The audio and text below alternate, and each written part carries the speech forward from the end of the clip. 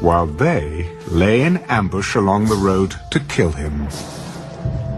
But Festus answered that Paul should be kept at Caesarea, and that he himself was going there shortly.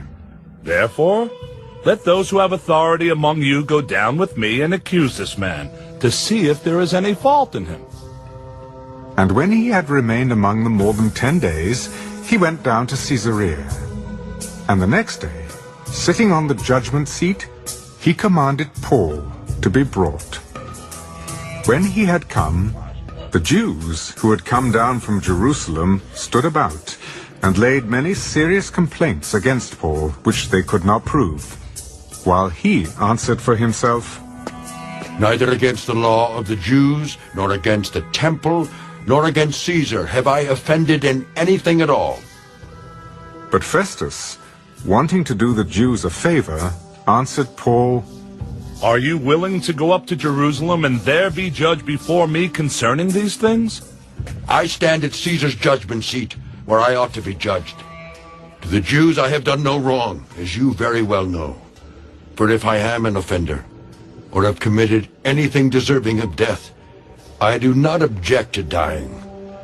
But if there is nothing in these things of which these men accuse me, no one can deliver me to them. I appeal to Caesar. Then Festus, when he had conferred with the council, answered, You have appealed to Caesar?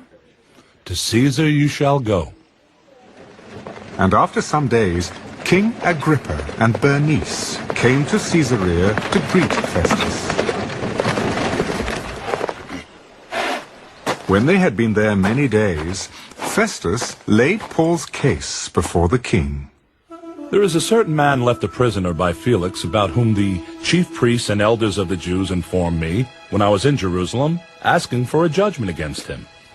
To them I answered, It is not the custom of the Romans to deliver any man to destruction before the accused meets the accusers face to face, and has opportunity to answer for himself concerning the charge against him.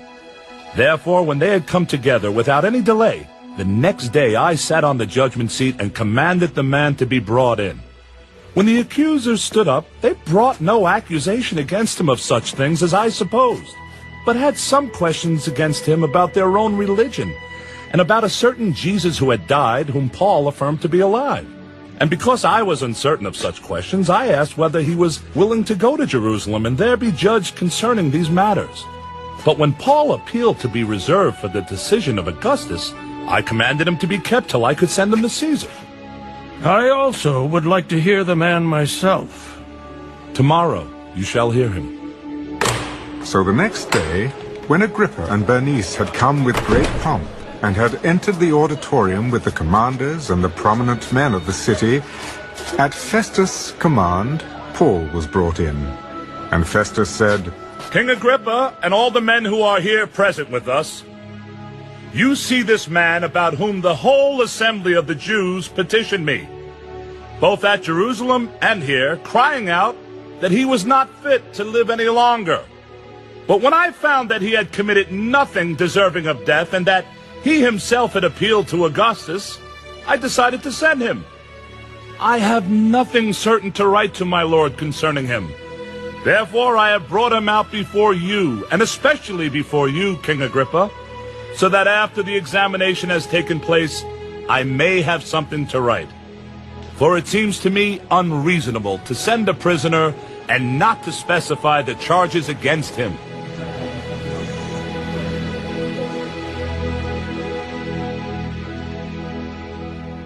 Acts chapter 26. Then Agrippa said to Paul, You are permitted to speak for yourself. So Paul stretched out his hand and answered, I think myself happy, King Agrippa, because today I shall answer for myself before you concerning all the things of which I am accused by the Jews, especially because you are expert in all customs and questions which have to do with the Jews. Therefore I beg you to hear me patiently.